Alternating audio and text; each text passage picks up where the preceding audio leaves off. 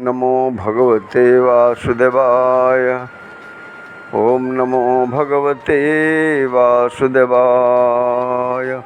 नीलारविंद सुमलिंद कलिंद जेन्द्र नीलांबुदालिदलितांजन पुष्पमंजु नीलाचलधर शिरो मुकुटायमानं नीलांबरानुजमजं शरणं व्रजाम। परमात्मा सच्चिदानंद घन विग्रह करुणावरुणालय जगन्नाथ महाप्रभुंकर चरणारविंदर अनंत कोटि प्रणाम पूर्वक उपस्थित समस्त गीता परिषदर भाई भौणी मान मोर सादर हरिओम। आसंतु आमे आज पंचदश अध्यायर सप्तदश श्लोक उपरे आलोचना रखिबा। उत्तमः पुरुषस्तोऽन्यः परमात्मेत्युदाहृतः जो लोकत्रयमाविश्य बिभर्त्य ईश्वरः। पूर्व श्लोक रे भगवान आनंद निधि दी प्रकार पुरुष कथा कहिचंती जे कि द्वाविमौ पुरुषौ लोके क्षरश्चाक्षर एव च। गोटे क्षर पुरुष आ गोटे अक्षर पुरुष। क्षर पुरुष कहले जे कि भौतिक पंचभौतिक सत्तारे जे तैयारी होइचंदी से क्षर पुरुष। जे पंचभौतिक सत्तारु अतीत जीवात्मा परंतु सी मायाग्रस्त अवस्था अछंती। तांक स्वरूप ज्ञान नहीं परंतु सी तांक स्थिति रे अछंती। से समस्त शरीर को स्वतः स्फूर्ति जुगाउचंती। मात्र ये दी जन जाक पुरुष ठारू वर्तमान ये श्लोक रे भगवान कहउचंती आउ जन पुरुष अछंती जे ए दी जन पुरुष ठारू उत्तम पुरुष। उत्तम पुरुषस्तन्य। उत्तम पुरुष तो अन्य जहाको परमात्मा कहा जाइछि। सेही अविनाशी ईश्वर तीन लोकरे प्रविष्ट होई समस्तंकर भरण पोषण करती। एठारे जो अन्य शब्द प्रयोग होइछि एठारे अक्षर जीवात्मा ठारू भिन्न दर्शाइबा पई प्रयुक्त नहीं बरं ताठारू विलक्षण बोली कहाइचंती। टिके लक्षण भिन्न।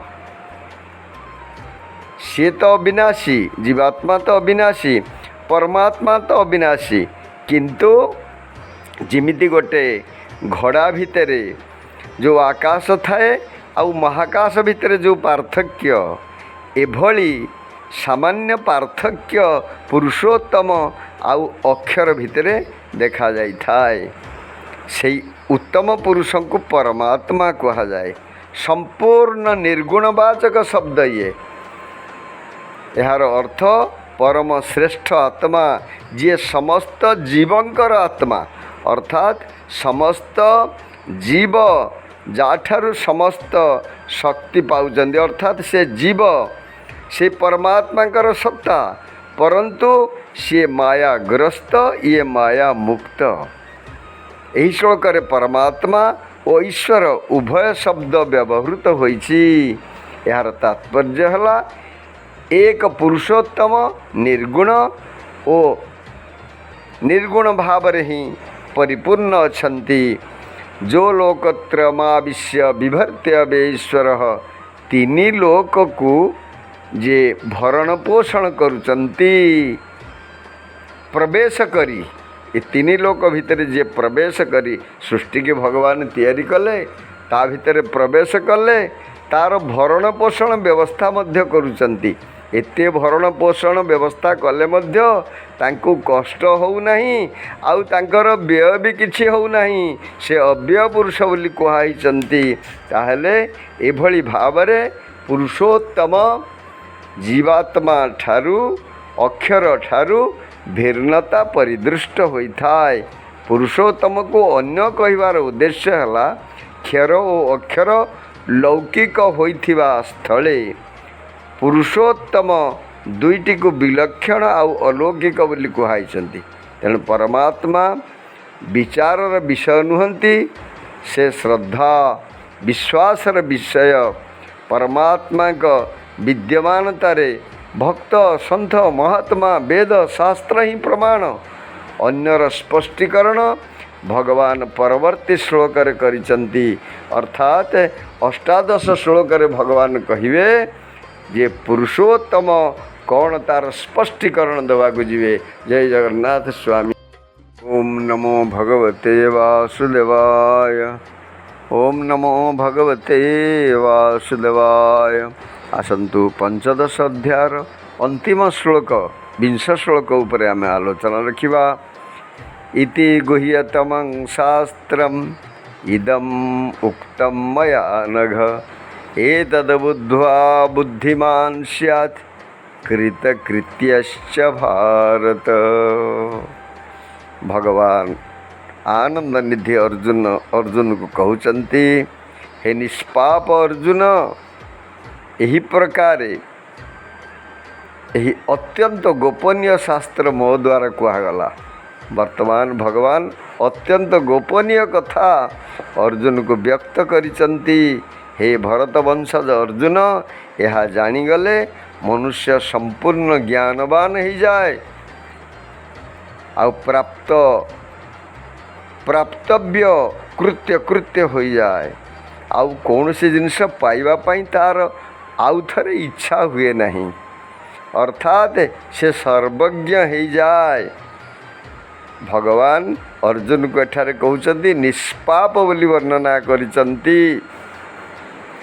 अर्जुन को निष्पाप बोली कहिबार अर्थ हैला, ये जो आत्मज्ञान कथा तोते मु कहली, जो पुरुषोत्तम तत्व कथा मु कहली, या को जानीगला परे आउ शरीर रे किंचित मात्र पाप रहिब नहीं।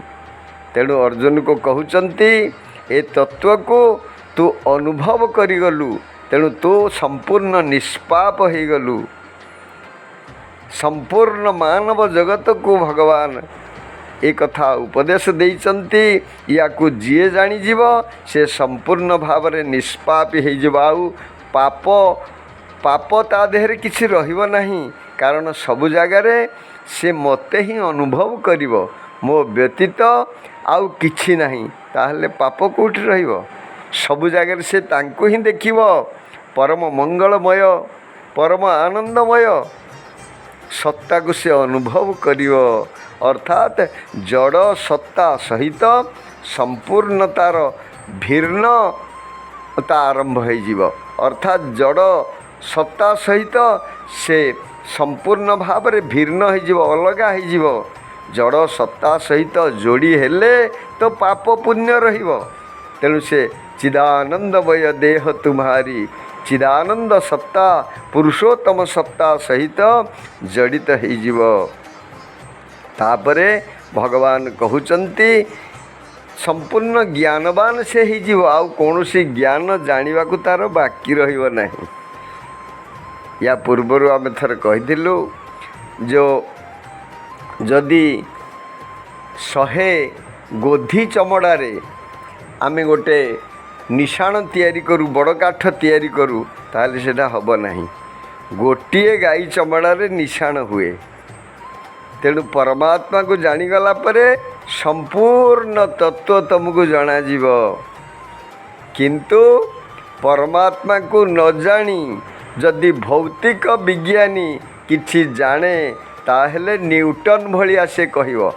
अर्थात मु संपूर्ण समुद्रर गोटे बालीगरडा मात्र मु जानी, किंतु परमात्मा को जानीगला परे से संपूर्ण जगत को जानिबा आउ किछि असुविधा पड़े नहीं। एभली भावरे भगवान कहउचंती से कृत्य हो जाए, तार आउ कौनसी पाइबार इच्छा न थाए, से आउ कौनसी जिनिस प्रति व्याकुल न थाए। भगवान ये अध्याय निजको पुरुषोत्तम रूपरे अर्थात अलौकिक समग्र रूपरे व्यक्त करिथिबारु याको गुह्यतम शास्त्र बोली कहा जाइछि। अत्यंत गुह्य कथा भगवान एठे अर्जुन को कहिचंती। कारण गुह्य कथा क्या कह जाए ना भक्त को भगवान गुह्य कथा कही थांती, अत्यंत आत्मीय व्यक्ति को कही थांती।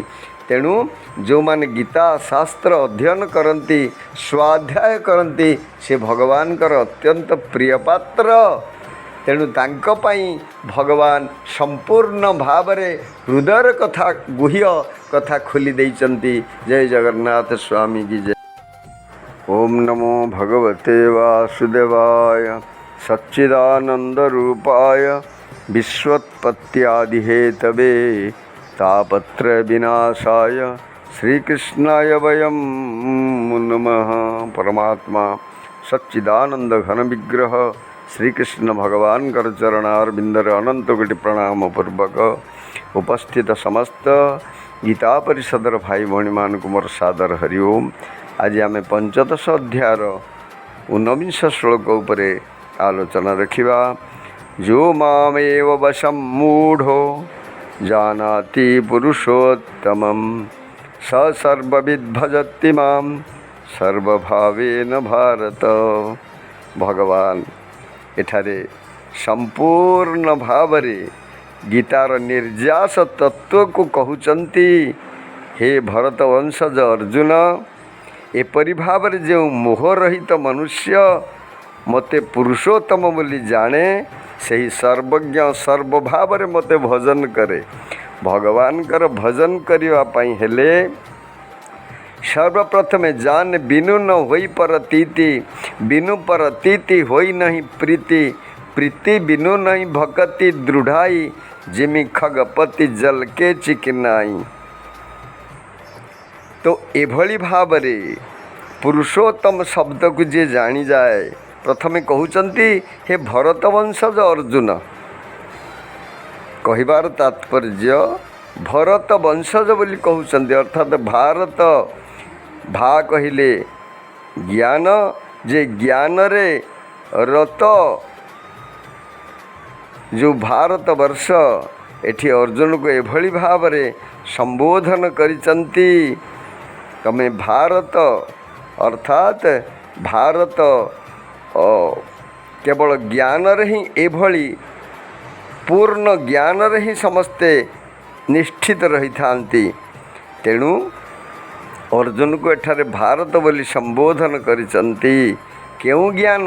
केवल आत्मज्ञान, जहाँ को जानिला परे मनुष्यर संपूर्ण आनंद ताको मिली थाए, परमानंद प्राप्ति ही थाए। आउ पुनर्जन्म न विद्यते। यही पुरुषोत्तम तत्व को जानिला परे से आउ मूढ़ हब नहीं। से निश्चित भाव रे तार मोह संपूर्ण दूर हो। अर्जुनर संपूर्ण मोह दूरीकरण निमित्त भगवान ए व्यवस्था करिचंती। संपूर्ण भाव रे किए मते भजन करे? जी पुरुषोत्तम तत्व को जानी थाए। अर्थात मु सबुठारे व्याप्त एवं समस्तंकर भरण पोषणकारी सर्वनियंता सर्वेश्वर एभली भाव रे जानिले तो भजन करियो। नहले किए कहबो तीनटा सत्ता अछि, किए कहबो दीटा सत्ता अछि। भगवान एक देव सर्वभूतेषु गूढ़ः मत्तः परतरम नान्यद किंचिदस्ति धनंजय। मो व्यतीत आउ जगत रे किछि नाही। गोटिए सत्ता परिपूर्ण भाव रे सबु जगार अच्छी। तेणु यही कथा जेतेबेले पुरुषोत्तम तत्व को से जानी जाए सेतेबेले सबुआडे ताकू वासुदेवमय देखा जाए।